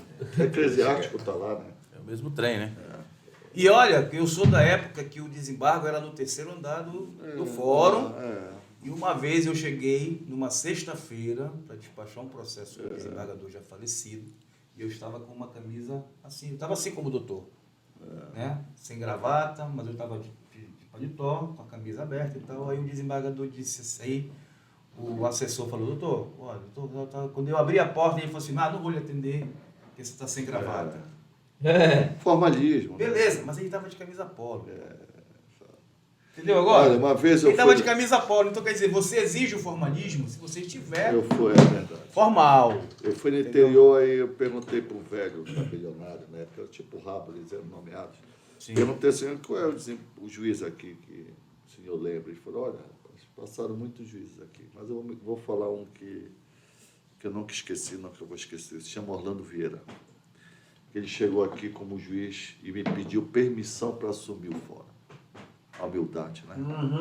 Orlando Vieira, que realmente foi grande desembargador, Wilson Marques, Isso de Jesus. Ocean, Aurélio do Carmo, né, que nós tivemos. Doutores, só para a gente... Só para encerrar. Célio Bruno de Menezes. Só para encerrar aqui. Opa. Doutores, um caso específico de vocês aí, vocês têm alguma coisa que pode contar para a gente de algum processo, algum júri que vocês foram, se vocês acreditavam realmente que o cliente de vocês era inocente e ele foi julgado culpado ou não, ou algo do gênero assim? Tem vários, algumas surpresas que vocês já tiveram? Tem vários, né? Não, e como vocês lidam com essa situação, entendeu? Porque, querendo ou não, você absorve aquela energia. Você está perdendo a pessoa, está acreditando nela, e no final... É aquela surpresa da falta da lealdade. É porque é o seguinte, existe muita subjetividade. O júri é formado por pessoas. Eu acho que o júri, 20% é prova, 20% é o processo, 80% é o conhecimento, a persuasão, a argumentação. Se você se sentir preparado... Eu estava agora num júri com o Américo Leal, eu não vou citar nome, veja bem, nós fomos convidados por um jovem advogado. O cidadão, que eu nem conheci, nem eu e o Américo conhecemos o processo naquele momento, com uma carpa, que é sinal de quem mata a gente, foi julgado. Comando Vermelho determinou que ele fosse lá matar o policial penal para roubar a arma. Ele foi. O policial penal reagiu, mas mesmo assim ele reagiu, deu um tiro no olho dele. E esse garoto impetuoso pegou e deu tiro e pegou 3 pessoas. Nós fomos para esse júri condenado, cara. Pois você acredita que quando da aquisitação do agente que foi aquela tentativa de matar ele, o Américo e eu não fomos pelaquela situação que ele era viciado desde criança. E tem um dispositivo na lei de entorpecente que diz que ele não precisa de segregação, ele precisa de internação, pois o jurado foi por aí. Só sei que depois aí a autoridade ficou chateada, acabou condenando no outro. Então tem coisas que é o imponderável. É verdade, né? Que é Deus.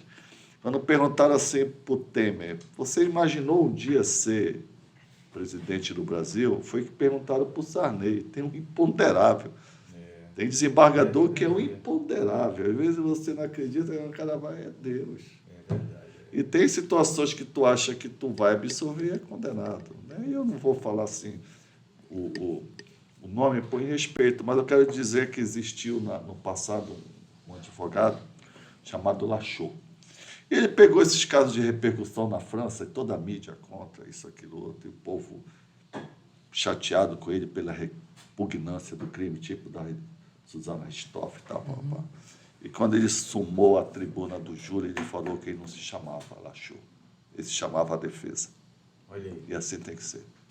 Quando você assume uma causa, você esquece que é Paulo, que é Cláudio, que é Hilde. Eu sou a defesa. E a defesa ela tem que ser ouvida. Eu questiono muito porque eu tenho aquela observação de justiça no final. Será que foi feita justiça no final? Então, ou seja, com essa percepção, partindo dessa premissa, aí eu começo a questionar todo o sistema. Eu falo assim, peraí, qual a finalidade do sistema? Fazer justiça. Se essa justiça chega... Porque um inocente pagar por um crime que não cometeu deve ser terrível, né? Então, ou seja, essa percepção... Eu acho que no júri quem ganha ou quem perde não é o promotor ou o advogado, é a sociedade. Ela ganha ou perde. É verdade. É tudo filosofal. O meu júri, como falou o Reutemann, ele é um júri que eu faço pela indiferença. Pelo discurso da indiferença de Martin Luther King, eu desenvolvi isso para cá. Você está acostumado a ver o cara fumando crack, colhendo lixo na rua, o velho vendendo, você fica parece que é indiferente para você que está tão acostumado. A gente não pode pensar assim. Nós temos que ter a esperança no porvir, do futuro. Eu acredito no Brasil. Eu acredito que a gente vai sair dessa, que vai ter um país com educação, com saúde. Eu quero acreditar nisso. E justiça, né? Principalmente, né? Eu tenho uma visão, viu, Paulo? Eu tenho uma visão da justiça, porque por mais que seja desagradável o resultado, mas eu acredito que tenha sido feita justiça. Por exemplo, imagina assim, situação, o cara cometeu um certo crime e a pena, vamos dizer, seja aquela pena de 30 anos, a pena máxima, né? 30 anos e tal, e o cara pega 8. E o cara pega 8. Entendeu? Ele respondeu, veja bem, ele respondeu pelo crime e ele vai cumprir a pena. Agora, onde é que foi feita a justiça? Na dosagem. Porque analisaram tudo que o cara fez e entenderam que o justo para ele não era pegar 30, era pegar 8. Olha só. Entendeu agora? Aproveitar esse gancho aí, doutor Paulo. Eu convidei o Bulhosa para fazer um júri comigo na NDEU. Essa questão. Sabe aquelas testemunhas? Eu ouvi falar, me disseram isso aqui, que não sei o quê, papapá. Cara, é uma situação que não tinha como condenar o camarada. Testemunha que não viu. Que não viu, que esse cara me disse, testemunha que não viu, né? Aí o que acontece? É isso que, sabe? As testemunhas são ouvidas e... Aí o que acontece? Essa questão. Por que o promotor nas alegações finais pede a pronúncia? Aí lá na frente, quando tem um júri, pedir absolvição aqui do camarada. Mas é aquela coisa... Por que não fez isso lá atrás? Será que é o próprio promotor ou assessor? Porque Mas você vê cada coisa, mas cada porque- processo, cada porque, situação. Tipo assim, Tem isso por que também, não né? fez lá atrás? Aí que acontece? Você pode carregar. Aí quer dizer que você mexe toda a máquina estatal para fazer as intimações e tal, né? Porque o promotor, se ele faz o crivo logo ali, porque aí que se cristaliza o direito. Igual uma vez que eu cheguei lá em Santarém Novo aqui, eu disse pro promotor, o delegado tá jogando solto. Eu já tive busca e apreensão na casa da empresa do meu cliente, no seu domicílio, prisão temporária, tá? O delegado pede para prorrogar, com todo o respeito à sua manifestação, o senhor vai lá se manifesta para prorrogação. E aí? Quer dizer que o delegado ele não tem ali conforme determina a lei, não tem um prazo para concluir isso aí, doutor? Sabe, aí o promotor olhou e disse para mim, entra com mandado de segurança, doutor. Eu falei, não, doutor, não posso fazer isso. O senhor é o fiscal da lei. Entendeu? É como ele colocou, você tem que ter esse encorajamento, né? O senhor é a Mas na parte realidade é essa mesmo. importante. Entendeu? Porque quando vem pra cá... Ele pra representa justiça, a sociedade. eu falei pra ele, quando vem pra cá pra justiça, porque lá é inquisitorial. Mas ele tem que ser preparado profissional como esse como o Reuti. Eu falei, doutor, mas que quando sai do inquérito e vem pra cá, aí que se cristaliza o direito entre o embate entre o Ministério Público e a defesa, se cristaliza o direito. Porque quando tá só no delegado, ele tá fazendo... É inquisitório, né? É inquisitório. Então aí fica uma situação difícil, porque eu fui lá falar com o juiz disse, não, cobre do promotor, eu tô aqui. Aí o senhor tá pedindo tranquilidade, doutor, não, faça isso, eu até dou, faça isso, doutor. Aí tu sabe o que foi que eu fiz? Não, aí tu sabe o que eu fiz? Peguei, nem o juiz, nem o promotor não querem, então, todo respeito, cagando, né, pra ali a vida do cidadão. Aí eu tenho que pegar, tu vai nesse TJ, pega precedente e tal, eu vou entrar com habeas corpus para questionar isso aqui, para pedir prazo, o desembargador determinar. Como é que o desembargador Tem fez? que ser dirigente, né? Eu O acho... desembargador fez. Tá, agora tem a questão do camarada também, saiba cobrar. Porque uma das coisas aqui, doutor Cláudio, que você falou, valorizar o advogado tem que se valorizar. Tempo de pandemia, eu passei uma certa terreno de dificuldade logo no início. Todo mundo passou. Tinha colegas advogados que cobravam um certo valor ali, R$50 para ir lá, falar que não sei o que e tal, etc. Relativo, né? Aí o que acontece? Aí chegava nesse meu cliente lá e dizia que eu não estava fazendo nada. O doutor Cláudio me dizia uma coisa assim, foi um absurdo o advogado com R$50 para ir lá no presídio. É um absurdo isso. Aí que o advogado está fazendo nada, não vem aqui. Pagarei gasolina. Tem uma coisa que eu acho muito bonita de todos nós. Eu não tenho assim uma... Eu não gosto muito da liturgia de igreja católica, ou evangélica, mas eu tenho muito Deus dentro de mim. E Jeremias diz que você é escolhido dentro do ventre da sua mãe, né? Já que você exerce essa profissão, que você foi escolhido por Deus, faça o melhor. É verdade. Busque excelência, seja combativo. Não precisa você brigar, mas seja combativo.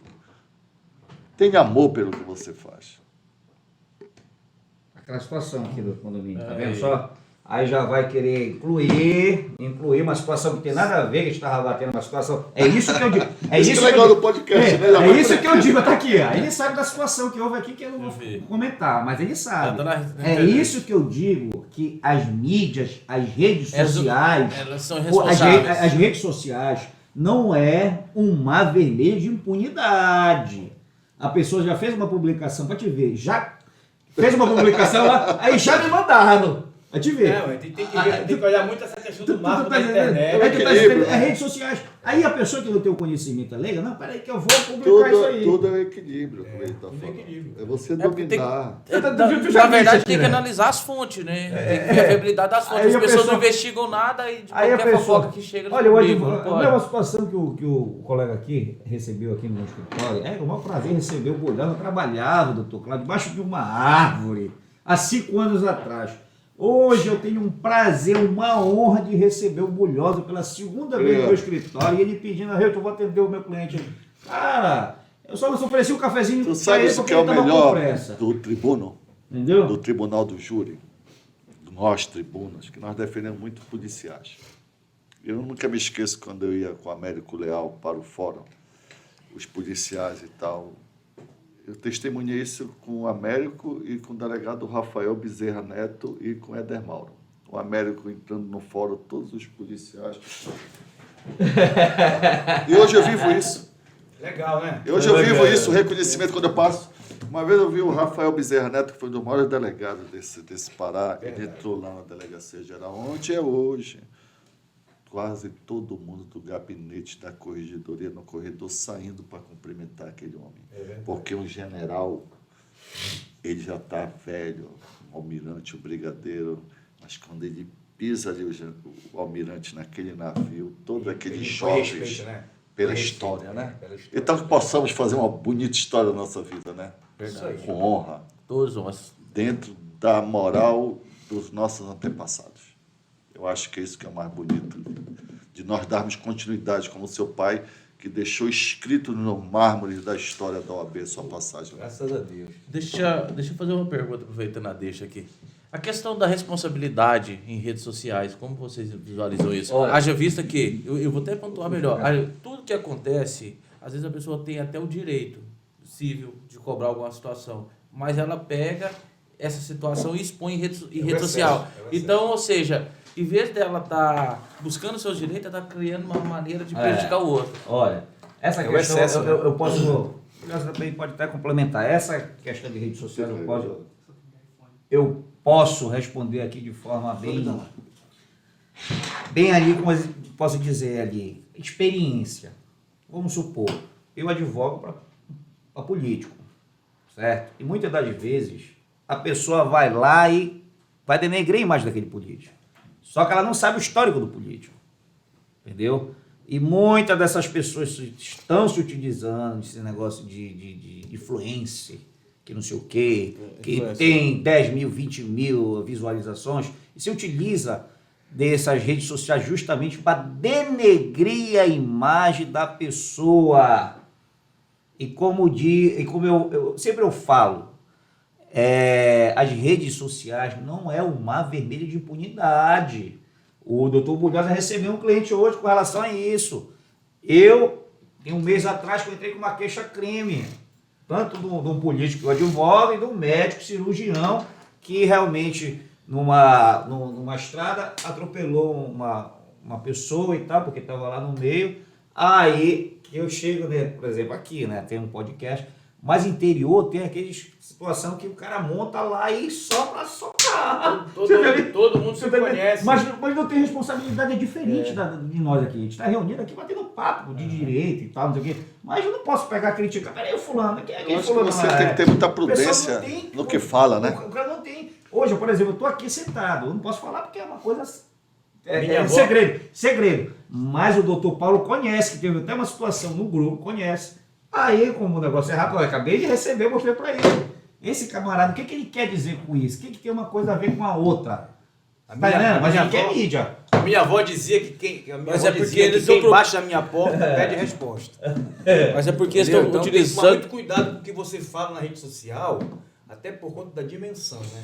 Eu acho o seguinte, O sabe? dano é muito grande. Eu né? acho que você é responsável pela sua imagem. É prudência, né? É verdade, E eu acho também assim, ele fez uma pergunta, o senhor fez uma pergunta macro. Eu vou falar do micro. Um advogado ele tem que ter responsabilidade pela sua imagem como profissional. Tem que ter. Tem que zelar. O que a gente observa, mas no caso Eu estou específico... falando do mesmo, micro, sim. não do... No caso específico aqui que a gente está observando, a demanda é crescente, né? Do quê? De responsabilização, crime contra a honra. É muito grande. É muito Olha, Júlia, calor de agora informação. uma coisa importante. O cara Rede só social. rapidinho, Heltman. O dano é muito grande, O cara né? faz uma postagem, por exemplo, numa rede social. Em minutos, ele tem, sabe lá quantas mil visualizações Quantos e compartilhamentos? sabe lá quantos mil compartilhamentos. Em minutos, cara. E às Pra vezes... te denegrir, pô. E às vezes é uma inverdade. Não, mas é isso que eu estou te falando. E é um dano irreparável. É. Não adianta você fazer é retratação, uma é questão- irreparável. E não tem uma questão no direito penal que diz que aquele que compartilha, ele incide na mesma pena? É isso, claro. Como é que tu vais demandar... Compartilhando uma falsa acusação. Pois é, aí como é que tu vais Ele demandar? responde. Pois é, mas aí eu imagino o seguinte, o cara faz uma falsa acusação contra o João, aí tem 300 compartilhamentos.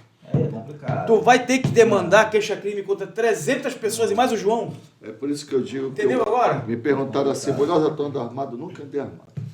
Eu acho que a melhor arma de todos nós, o escudo, é a palavra do Senhor, meu Deus, e tu procurar estar em oração. É verdade. Para tu estar te protegendo dos teus inimigos. Não pensa que no nosso meio que mais tem inveja. Orar e vigiar, né? A advocacia é a profissão de um homem só.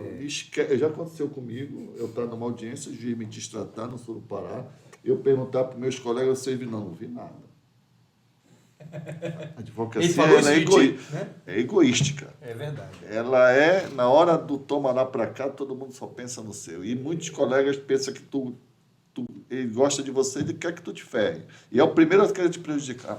Infelizmente. Eu sempre falei para o jovem doutor Reutemann, tenha cuidado com a bebida, com quem fala. Mas Tenha cuidado. Olha, hoje em dia, doutor... Meu amigo, você pode, olha só, eu digo sempre o seguinte para os meus alunos, eu compartilho assim, Tenha cuidado. a nossa profissão, se profissão covarde. não for a mais cobrada, é uma das mais cobradas pela sociedade.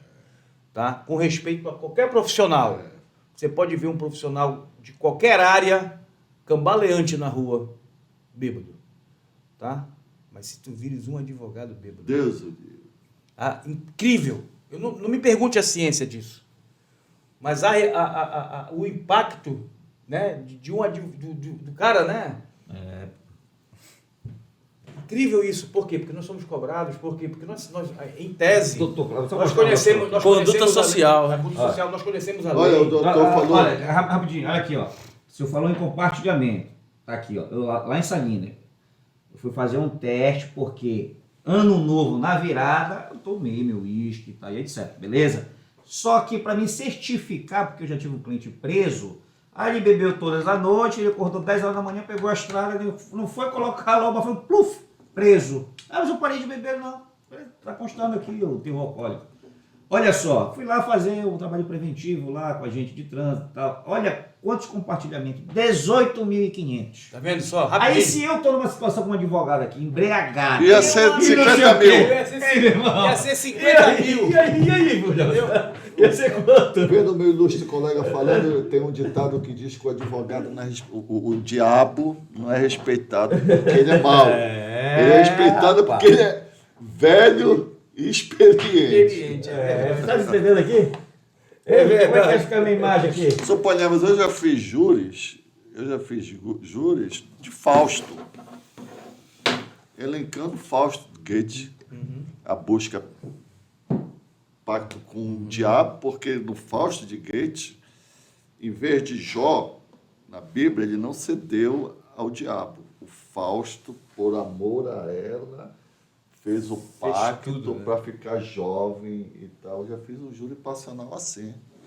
Como já usei Goethe e Werther, que é o romantismo, o cara se mata por aquela corrente do Álvaro de Azevedo. É muito legal a literatura com o direito do tribuno, que tu vai juntando. Isso é a substância, isso aí Dostoiévski. Pois é, isso é bom porque o jurado nem sempre tem o conhecimento técnico do direito. E o clássico ele é importante. Irmãos Karamazovski de Dostoiévski é importantíssimo.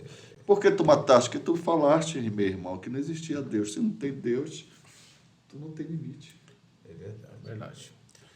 Doutores, está na hora do almoço. Meu amigo... Eu gostaria de aproveitar aqui agora para agradecê-los pela presença, pelo compartilhamento dos pensamentos, do conhecimento com todos. E fica desde já o convite para novos eventos, novas participações. Eu gostaria que o doutor Bolhosa falasse um pouco sobre o curso que vai ter, né? E a data para a gente divulgar. Da imersão, né? Desde já lhe agradeço a deferência. Vai ser um encontro, como eu falo, Espírito de Almas, no dia 11 de fevereiro, lá no Hotel Sagres, onde vai estar pessoas devotadas. Eu não digo os melhores, porque tem... Reutemann é um jovem, talentoso advogado, também é um bom, mas pessoas devotadas que amam o que fazem. E eu também lhe parabenizo pela pontapé, que o homem ele é ação e pensamento. O senhor teve ação, que seja sempre assim. e que fica aqui no seu espaço Deus, o Espírito Santo e o encantamento de onde repousam os pássaros. E muito obrigado. Boa. Doutor Cláudio, doutor Paulo, doutor Bulhosa, agradeço pelo convite aqui, mas eu observando esse cenário aqui, esse conforto, eu estou aqui presenciando a estrutura Acústica. Eu me vejo assim, a importância, o senhor que está há 16 anos aí lecionando, a importância do estudo. Porque o Bulhosa conhece a minha vida, eu até me emociono. Porque eu fui taxista, eu fui segurança do mercado. Você é um vencedor, pô. Aí você trabalha lá, como segurança, taxista. Eu sei que você não vai ter uma oportunidade de estar aqui, no meio de um grande advogado, no meio de um professor, advogado, de colegas aqui numa estrutura mal funcionada. Por quê? Porque a sociedade vai discriminar, vai me chamar o cara para quê? Taxista e tal. Então, essa importância de as pessoas estudarem, ver realmente o que você quer, focar. Porque eu venho de uma família, de um mecânico, a minha mãe cabeleireira, mas hoje aqui eu me sinto assim tão importante de estar sentado com vocês nesse bate-papo. Eu até me emociono. Que legal, tá vendo o encantamento do espaço? Entendeu? Porque eu não ia ter essa oportunidade de a pessoa chegar, vamos lá, Reutemann. Vamos lá, cara, isso é muito bom, pô, olha aqui o espaço. O Cara, Monteiro assim, Lobato dizia que o país é feito de letras e homens. A outra coisa, doutor Cláudio, só para resumir aqui. Hoje em dia, por exemplo, Pô, bonito os advogados, grandes advogados, que eu realmente ali gosto de estar, porque muitas das vezes ali, às vezes o colega que está do teu lado, ele acha que a gente quer competir com ele, principalmente se tiver ali 5, 6 anos, a gente acha que quer competir. Às vezes a gente dá uma brecha ali, pô, atende aqui, às vezes o cara vai lá para te sacanear, entendeu? Então eu limitei muito isso. Reutemann, mas eu quero dizer assim, aproveitar e dizer para o pessoal que está nos assistindo que você é um exemplo. É verdade. Entendeu? Você é um exemplo. Você é um paradigma a ser Você é um seguido. exemplo de perseverança, você é um exemplo de que o homem, quando quer, ele cria as oportunidades. Você foi atrás dos seus sonhos. E eu sempre digo para todo mundo que a vida da gente, ela é movida a sonhos. Quando a gente realiza um, a gente já tem que ter outro para correr atrás. Você realizou o sonho de se transformar num profissional do direito, de sucesso, tá entendendo? A tua história de taxista, de segurança, mostra que qualquer pessoa pode ter sucesso, desde que ela sonhe com esse sucesso. E é interessante, Parabéns, meu amigo. Você é aproveitando um exemplo, aqui, meu aproveitando Obrigado, o Paulo obrigado. Cláudio, ele botou a história dele. Eu já sou de uma família que eu já nasci empregado. Porque a minha família vem de uma oligarquia do Marajó, com vários irmãos, são 13 irmãos. Eu sou caçula, todos formados, vários médicos, primos pecuaristas. Então, é o tipo da situação. Você tem que batalhar, meus antepassados batalharam lá. Eu podia escolher o que eu queria fazer. Eu já nasci empregado. Verdade. Né? E cabe a minha pessoa levar a humildade, a sabedoria, a leitura para quem me procura, porque nós somos passagem. Meu pai, detentor de muitas terras, está em cova comum aqui no aqui no Santa Isabel, que é tudo passageiro, nem na terra dele foi enterrado. E a gente tem que ter essa consciência, né? Que tudo é uma passagem. Não existe um ditado que os nossos ancestrais sempre falaram, né? Vão-se os dedos e ficam-se os anéis. Ele falou Daqui não se leva nada. Cidade Velha. Cidade Velha era o bairro nobre do passado. Eu era vizinho de Estélio Bruno de Menezes, do Américo Léo, do Paulo Frota, da Vera Couto, de médicos que hoje o Tuma, o Beto Tuma, é casado com a vice-governadora, me viu criança. Quer dizer, tu já nasce já abraçado. É verdade, Né? Abraçado. Bons tempos, O né? homem não é fruto do meio, mas é fruto do seu relacionamento com o meio, né? Independente de você ter nascido já agraciado com tantas coisas favorecendo, nosso amigo que não nasceu com a mesma condição está no mesmo local que você. Então, assim, é muito bacana Pra você que ter uma demonstra. ideia, na minha turma do Colégio do Carmo, de garoto, são 14 promotores. Olha aí. Estão todos na capital. Tem um que é mais velho, que é procurador, Macieira. Sim. Valdir? Valdir, tem o Miltinho Menezes. Sim. Meu colega de faculdade, os Albertino, dois. que era mais da minha geração. Olha aí. É isso aí. Senhores, fiquem com Deus. Obrigado. Tchau, tchau.